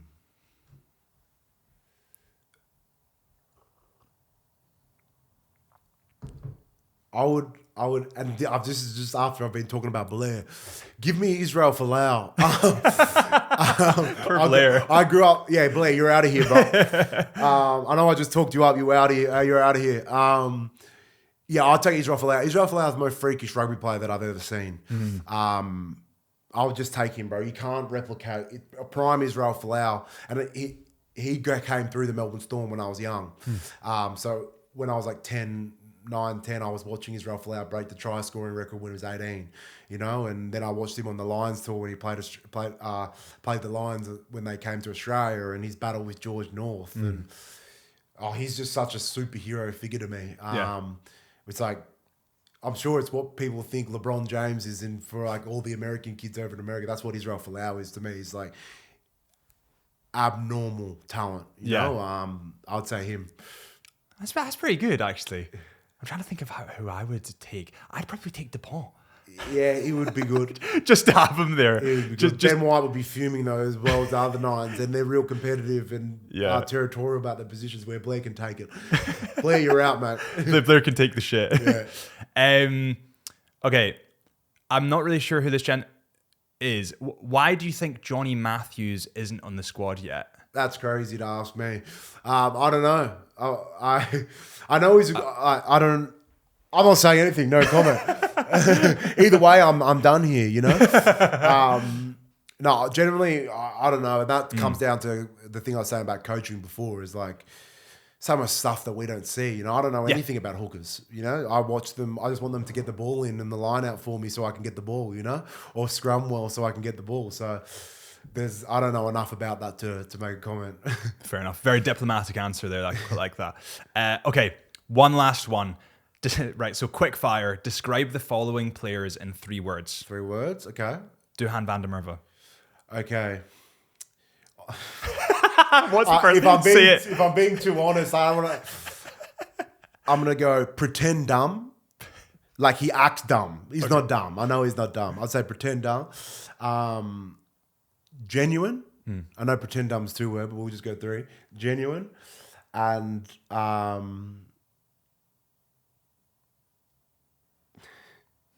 there's a word on the tip of your tongue. I can't say that word. I can't say that word. Genuine, and I would say angry.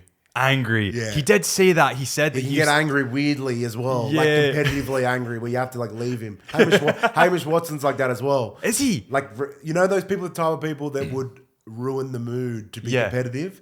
He's like, you beat him at a game, a PlayStation game, and he just like... He gets that red face where he's like actually angry. You know what I mean? It's not like competitive angry anymore. He It's takes like his time. actually, Dewey's like that as well sometimes. Yeah, he did mention that. Yeah. Finn Russell. Finn, I would say generous. Fat. And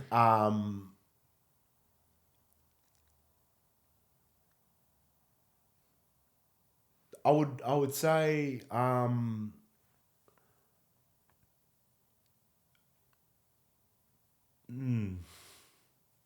Talented. That's I want to say something about him is footy, but he gets told that enough. He is He's talented. also a good people person as well. Like he can talk to anyone. That's why I say he's generous because he's generous with his time.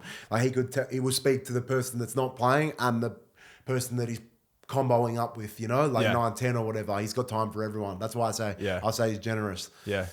I think with him, it's that he puts a lot more work than people see in. Oh, like 100%. He's one of the most interpreted athletes I think ever. Yeah. Like people always say, who was it that was talking about this? Might have been Ali. Ali went into go training. 4 hours later, he came back out and Finn was in exactly the same position, just watching games for like 4 hours. Yeah. And he just rewatching. Puts a lot of work in, man. Exactly. Okay, a couple more. Blair Kinghorn. Blair, skinny,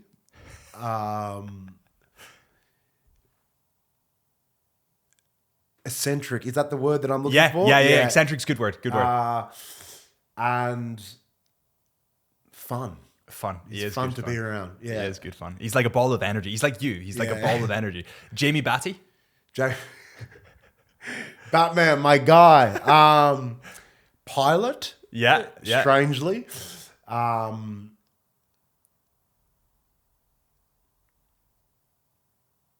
Reliable.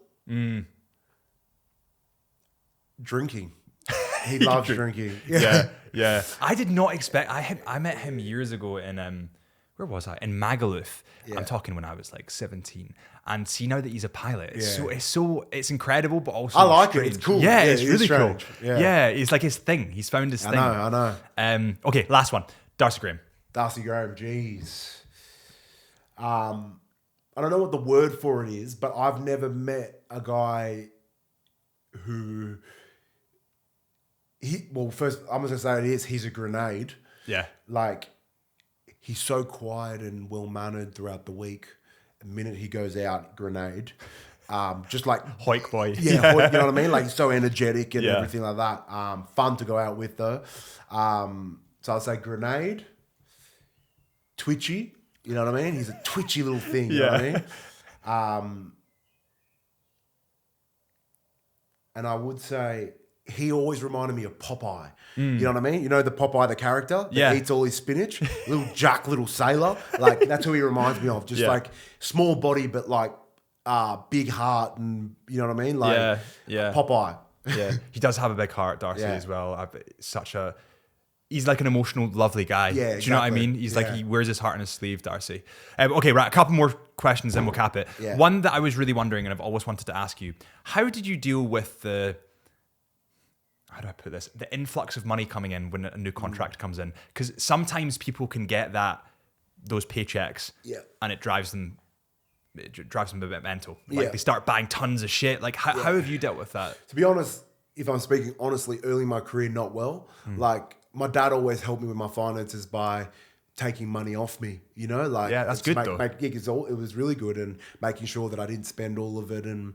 But early on, like I was so into buying the things that I missed out on in my childhood, if you know what I mean. Like I wanted all the sneakers that I missed out on when I was young, and all the clothes and stuff like that probably my parents couldn't afford to buy me, and I caught up on all of that, when I first got my first bit of money, and I feel that's died down now since I've had a kid, but I still find time I think that's so important as well. Like I find that's my happy place of buying a new pair of shoes and making me feel good, and it's a hobby as well for me now. Like me and my partner, Lara actually used to work at Foot Locker and Hype and all the shoe stores back home, so it's always been a hobby of ours to collect almost. To collect, exactly. Yeah. And I'm always asking, when my brother or my dad comes over, to start bringing more and more of my shoes from back home so I can have them all here. But I would say I haven't always been the best, but now that I'm become a father and I've realised I need to save some of this money for my son, and I've become a lot better with it, and I've seen, a lot of help, and because I'm not really good with it. And I think that's the most important thing for athletes, is that we're so caught up in being the best athlete that it's important to seek help, and these are things that we're not given. You have to ask for. You're not taught. Exactly. Yeah, you're not taught at school. Well, you shouldn't, that this is what, investment looks like. Yeah. This is what tax looks like. Exactly, mate. Like I was the same, when I started getting jobs with camera brands like with Canon and DJI, I didn't really understand taxes. Fully. Yeah. So and my accountant had to be like, no, you need to pay this. Although you got, let's make it up. Let's say you get £100. You don't actually get £100. Yeah, exactly. You get 60 quid. That's my head in. Yeah. But that's why you need to seek help and ask people that do know what they're talking about. I feel like rugby in general is getting better with that by providing those things. It's brilliant to their athletes. So yeah. Have you ever got into luxury watches? To be honest, mate, and this is the funny thing, is that I've never owned a watch in my life. Genuine, never owned a watch in my life. And funny, Hamish Watson always used to get into me about it. It's like, I could see you in, sorry if I don't know the names, like, I could see you in the Day-Date or the bloody Two-Tone. Yeah. And I'd be like, and I started to listen to him because Hamish knows so much about his watches. Hamish is a big collector, by the way. Yeah. And I was going up to a time where I was going to get one, and then I got scared. And I was like, no, that's way too much money. Just because I'd never spent money on a watch before in my life. So to be honest, man, I'd never owned a watch in my life. Yeah. And like, look at me now, I've never worn a watch, Yeah. It's not part of my what, and it's not because I don't like them or anything that's like that. It's just that I've never spent money on it, you know? And, but I know heaps of the boys that do. And now Dewey's got I think it's like watches the bath thing that he does. And he's always telling me like, look at these watches. No one's like, look so cool. And he does, to be fair. He looks really good, nice in them. So I'm sure at one point I'll get myself one, but I just don't know what or when. Well, let me know. Honestly, let me know. I think the watches are a super nice thing. The reason that I like them is because they mark like a moment in time. Yeah. And you can pass them down. Yeah. Like one day, like the watches that I have, I want to give to my son or daughter. And a lot of them are good investments and stuff like that. Oh, sure. Yeah, sure. Like I know that there's some things I probably can't say. I know that, for example, Hamish came to a Vacheron event, and we were talking about a ton of the watches that he's collected and a ton of the watches that I've collected, and a lot of them are pretty decent. Like they don't go down in value. Yeah, right. Which is awesome. Yeah. Which is really cool. Well, because basically then you're wearing them for free, aren't you? Yeah. Exactly. And you're getting the enjoyment as well. Yeah. Plus you're passing down something that has monetary value to your kid. Yeah, exactly. So it's like if times are tough. It makes sense. Yeah. Yeah. But let me know. I can see you. I'm such a Hamish kind of guy. I can see a Vacheron on your wrist. Yeah, right. Explain to me what's a Vacheron.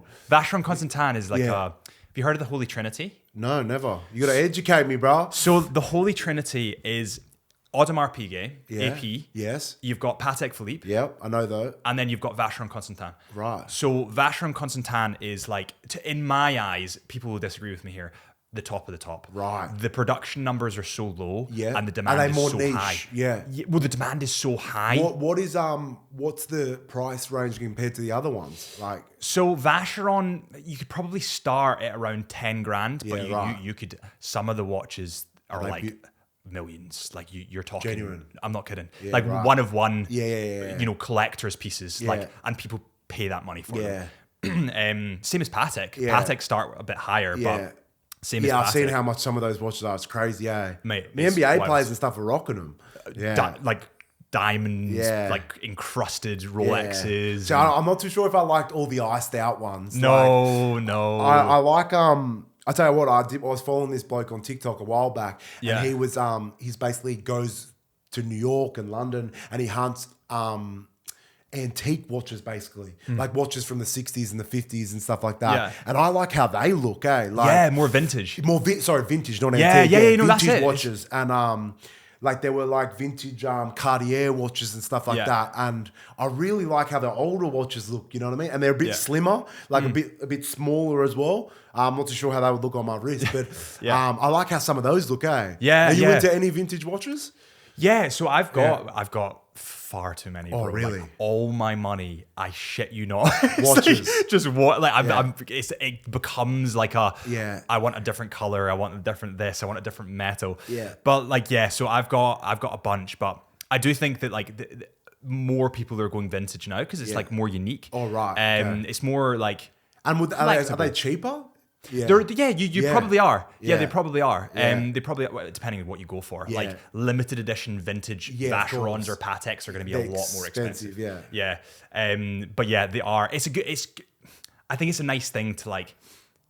I buy a watch whenever there's a memory attached to it. Something happened, yeah. Exactly. So like Yeah. when the YouTube channel hits 100K, hopefully in a couple of months, Yeah. there's a watch that I'm looking at, and I'm Yeah. like, that's the watch I'll get. But yeah, you should try it. See before a big game or the Six Nations or Yeah. a win. Like I would honestly do it. Yeah. Because it's also quite a good place to put your money as well. Yeah, right. Rather than like. I mean, in the bank, they're getting very little in the way of Yeah, interest. yeah. So it's pretty good to put it there. Yeah.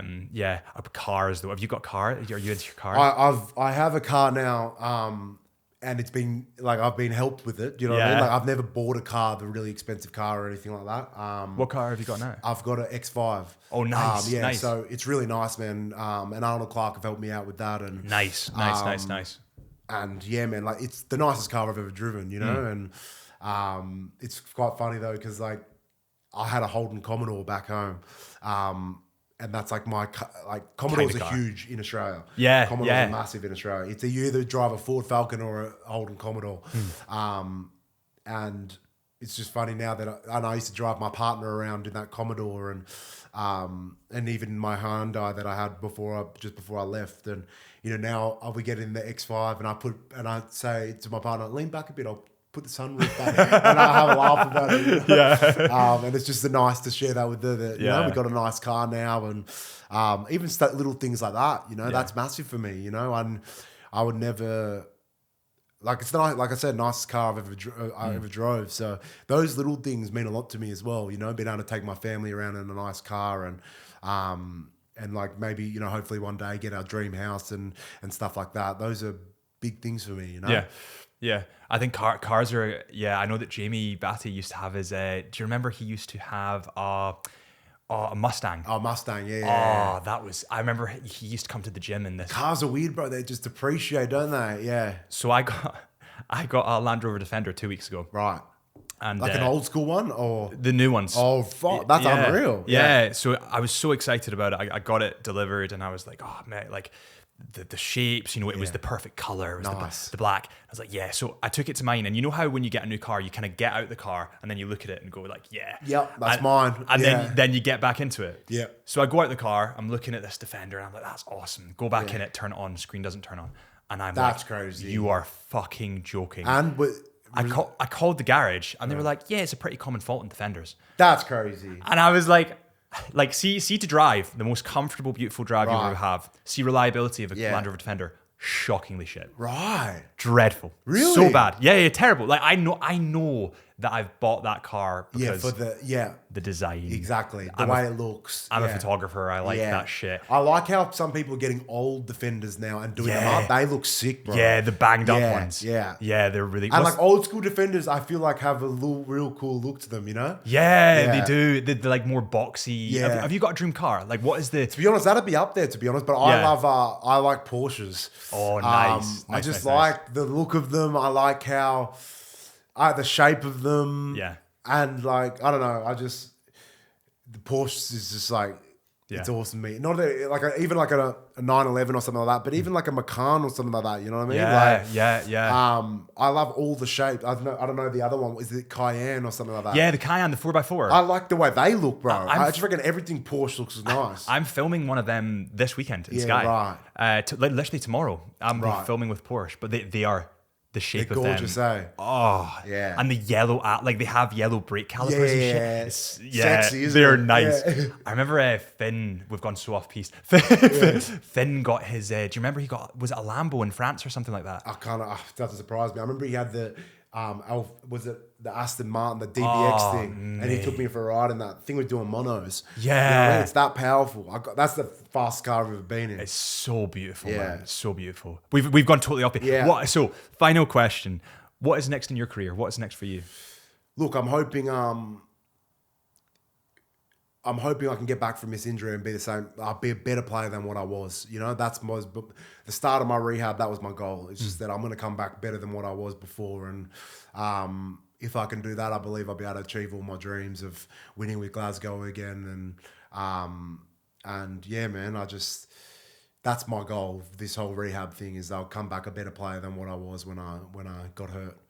Good. Well, listen, man, that's an hour and I think that's like almost 2 hours. Unreal, bro. We're chewing the fat. Yeah, thank you so much, brother. Honestly, worries. and I've got a watch that I can give you right now.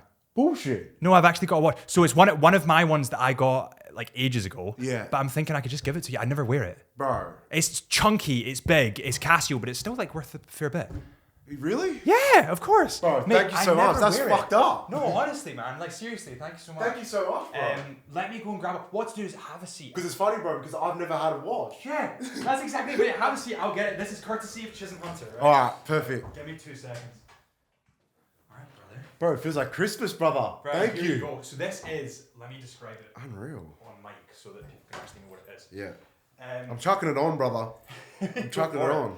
So, courtesy of Chisholm Hunter. So this is a Casio Mudmaster. So, story about this watch. We took this to Finland into like minus 30 to test it to like the extreme. Yeah. And it passed every single test we put it through. Yeah. And it's super chunky. You'll need to like set the time, the date, and all that kind of stuff. Got you. But yeah, super nice watch, man. It's yours. Bro. Yeah, go for it. Have it. Thank you very much, mate. You need a watch on your wrist, man. Exactly, brother. Yeah, you need one. This is sick, man. Actually, you know, all the kids in my, you know, I said, what's G-Shock? G-Shock, can you put that mic just a little bit more? No, you're all right. Watch out because it'll fall. Yeah. So G-Shock's basically because you know the kids when I was growing up, they used to wear the red like rubber G-Shocks. You know what I mean? Yeah. So interestingly enough, Casio and G-Shock are like the same. They're standalone, but they're the same, right? Yeah, right. G-Shock is the really rugged, tough Casio. Yeah. It is like they're like the military boys all wear this. Yeah. It's like that's the watch that the military guys will all wear. Right. But because that's so advanced, the one that you've got there, I think that's maybe like $1,000 you pay for that. Really? Like maybe a round about. Yeah. Yeah. It's pretty expensive, but Thank it's like, you, bro. Mate, super nice watch, and I just want to say I really appreciate you coming in. Thank you so much, bro. I'm stoked with that. Thank you very much, brother. Well, you can look at it and remember the podcast. Exactly, bro. Now this is the first little moment. Yeah, exactly. Thank you, brother. No, you're welcome. You're welcome.